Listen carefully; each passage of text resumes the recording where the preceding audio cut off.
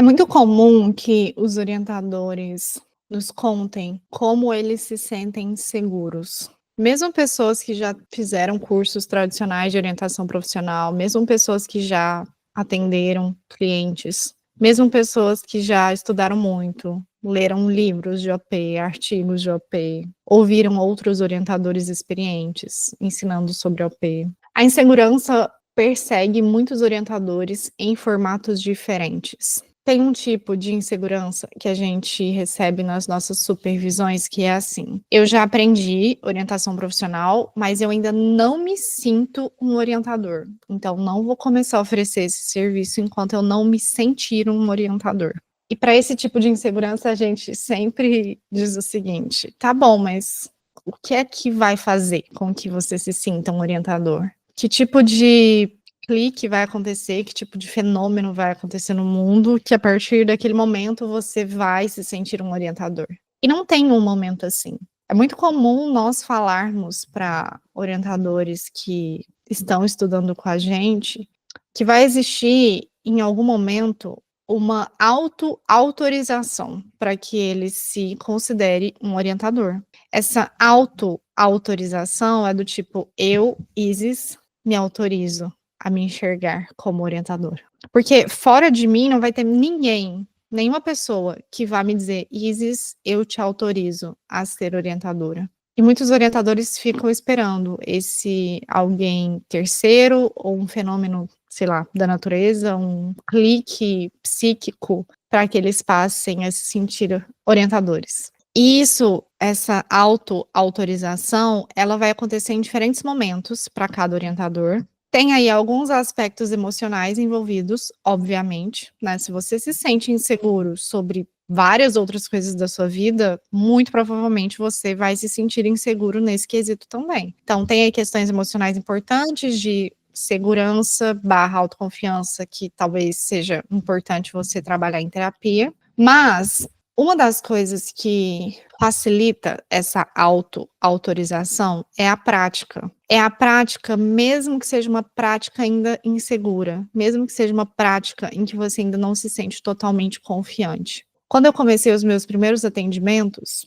o que eu sabia é que eu sabia a teoria. Eu não sabia se eu sabia a prática. E eu fui para a prática mesmo sem saber se eu sabia a prática. Por quê? Porque eu precisava passar pela prática para eu saber como é a prática. Não tem como ganhar prática sem passar pela prática. Parece muito óbvio isso, mas muitos orientadores dizem o quanto eles gostariam de já estar resolvidos com isso sem nem ter praticado, sem nem ter executado, sem nem ter colocado a mão na massa. É interessante, isso até me lembra nesse momento uma orientanda que eu tive uma vez, adolescente, que me disse assim: Isis, o meu sonho é fazer medicina. Eu passei o ensino médio inteiro pensando em medicina, mas eu não vou escolher medicina no vestibular. E aí eu fiquei toda confusa, por quê? Como assim, se é o seu sonho? E ela disse: eu não vou fazer medicina porque eu ainda não sei fazer cirurgia. A minha vontade na hora foi de rir da menina. Mas eu entendi, assim, o tipo de distorção que ela tinha sobre a linha do tempo das coisas. Ou seja, para eu me tornar uma boa médica, eu tenho que estar preparada desde sempre para isso. Eu tenho que saber operar um cérebro desde que eu nasci, para eu ser uma excelente médica. E aí eu desconstruí aquilo com ela, eu disse: olha, se você já soubesse fazer cirurgia, não precisava da faculdade de medicina, né? Você já podia ir direto para o hospital trabalhar. E aí a gente conversou sobre o fato de a faculdade justamente preparar ela, ser o espaço de aprendizado, mas que o espaço de aprendizado não se limitava à faculdade. Ela passaria depois a carreira aprendendo ainda a ser médica. E é por isso que ela precisaria contar com outros médicos, é por isso que ela precisaria contar com professores, com supervisores, com pessoas mais experientes, com colegas até talvez ali numa linha horizontal, com quem ela pudesse dividir as dores, as inseguranças, aprender com um insight de um ou de outro. E aí ela se deu conta daquela distorção e falou: realmente faz sentido. Eu posso aprender a ser médica. Eu não preciso já ser médica agora. Enfim, qualquer carreira, isso é um dado. A gente só ganha prática se a gente pratica. E isso requer abrirmos mão de uma perfeição no início. Não vai existir perfeição no início, talvez nem vai existir perfeição nunca, nem no meio, nem no final. Mas abrir mão dessa expectativa de perfeição no início é a única coisa que nos permite começar, testar, aprender, errar, perceber que não é daquele jeito, fazer de novo com o próximo cliente, aperfeiçoar nossos processos e crescer na nossa carreira. Então, existe uma autoautorização que o orientador precisa se dar, e quase ninguém fala sobre isso, né? Quase todos os cursos tratam a orientação profissional assim: olha, você vai aprender OP, a partir daqui, vá lá praticar, você já é um orientador. Mas existe esse aspecto emocional da formação de um orientador profissional que precisa ser considerado. Por quê? É um aspecto emocional que impacta a construção de qualquer jornada, de qualquer carreira.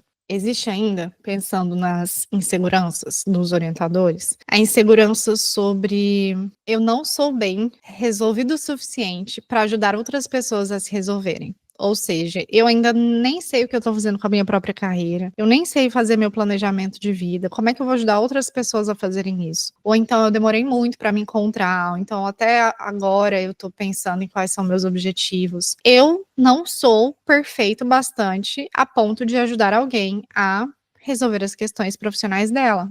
E isso volta de novo para questões emocionais, isso volta de novo para uma auto-autorização. Isso volta para a prática mais uma vez, porque quando a gente está executando serviços de orientação profissional, em quaisquer formatos que sejam, a gente vai conversar com pessoas, a gente vai apoiar pessoas e a gente vai ver que elas não estão procurando perfeição em nós.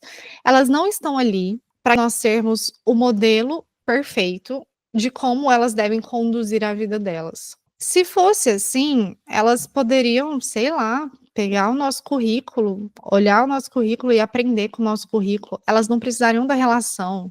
Elas não estão ali procurando um molde, um modelo, uma referência de como é que seguia uma carreira. Elas estão procurando companhia. E você pode ser uma excelente companhia para qualquer pessoa, se você quiser, né? Você concorda comigo que se você for uma pessoa legal, que se você for uma pessoa simpática, interessante, carinhosa, com contato, você vai ser uma boa companhia. Você vai ser uma boa companhia para os seus orientandos e para outras pessoas na sua vida. Então, assim, é uma companhia que as pessoas buscam. E você só vai acreditar nisso que eu tô dizendo se você anda lá praticando, se você anda tendo contato com as pessoas, se você tá atendendo, se você tá criando serviços, se você tá executando seus serviços. Então, de novo, passa pelo cuidado emocional, passa pela autoautorização, passa pela prática. E uma terceira insegurança que é muito comum de eu assistir na jornada dos orientadores que estão em contato com a gente, é uma insegurança que ela não é explícita. Os orientadores não chamam isso de insegurança, mas eu consigo enxergar essa insegurança. Essa insegurança é aquela assim, eu adoro o que eu faço,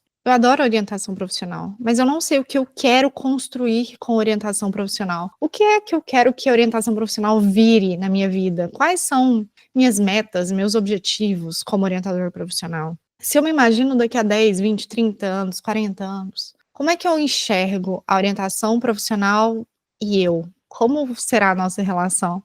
Olha, eu diria que nenhum orientador nunca conseguiu me contar isso, dos orientadores que eu acompanho nos últimos anos. Porque é uma insegurança do tipo assim, eu acho que não vai dar para fazer muita coisa com OP. Ou eu acho que eu não vou ser capaz de fazer muita coisa com OP na minha vida.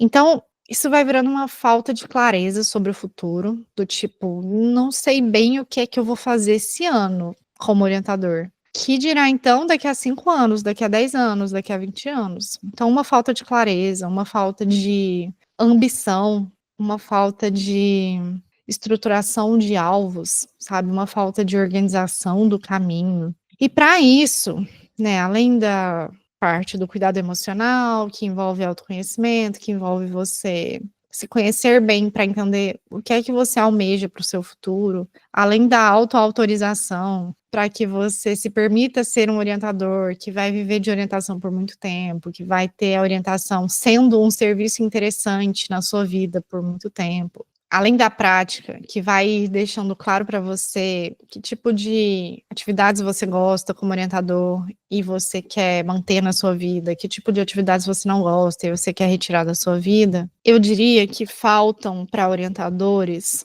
referências. Referências interessantes, de pessoas que percorreram uma jornada, que construíram carreiras interessantes como orientadores e que possam servir de inspiração, de referência, que possam trazer insights. Porque se você olha para outras carreiras, para outros profissionais de outras áreas, existe ali, quando um profissional está percorrendo o percurso dele, outros profissionais que já percorreram aquele percurso e que servem de inspiração sobre o futuro, que trazem ideias sobre como o futuro poderia ser, que trazem referência, né, de crescimento, de objetivo, que servem como uma história ali que o profissional conhece. Olha, dá para eu ser um arquiteto assim como fulano, dá para eu ser um arquiteto assim como a ciclano, dá para eu ter um escritório de arquitetura como o Beltrano, dá para eu empreender na internet como arquiteto não sei lá das quantas, dá para eu... E em orientação profissional, eu vejo que os orientadores se isolam muito e se mantêm muito solitários, muito sozinhos, indivíduos individuais na sua individualidade, sem se conectar muito com outros orientadores, sem trocar experiências com outros orientadores, sem buscar inspiração de orientadores interessantes, que fazem atividades legais, que fazem projetos legais, que conseguiram objetivos legais, que trilharam caminhos legais. Então, assim, se você é um orientador que se sente sem clareza sobre o que pode vir a seguir na OP, mas se você deseja manter a OP de alguma forma na sua vida, talvez essa seja uma quarta ferramenta que você possa usar para essa insegurança, para esse tipo de insegurança, que é se agarrar a pessoas que são interessantes dentro dessa área, dentro desse mercado, aprender com elas, trocar com elas, se tornar amiga dessas pessoas, falar com elas, criar relacionamento, criar uma rede de apoio, poder expressar suas angústias, poder trocar aprendizados, poder compartilhar experiências. E eu acho que esse é um objetivo muito fácil de ser alcançado e de ser cuidado dentro da comunidade Orienta. Porque você estando num grupo ali em que tem centenas de orientadores profissionais que estão diariamente inovando em seus trabalhos como orientadores, você passa a ter referência, você passa a cuidar das suas inseguranças e você passa a perceber que, na verdade, você era muito mais forte, mais interessante, mais preparado do que você estava imaginando. Você só precisava de alguém que te falasse isso, de alguém que te lembrasse disso. Isso faz parte dos encontros, dos treinamentos, dos tira-dúvidas, dos momentos de troca da comunidade Orienta. Os orientadores que estão lá, eles podem dizer disso, eles costumam dizer isso, sobre como o fato de eles não se sentirem mais sozinhos na jornada facilitou os grandes desafios que pareciam existir nessa jornada. Então, talvez aí estejam alguns insights, algumas possibilidades de como você pode cuidar das suas próprias inseguranças.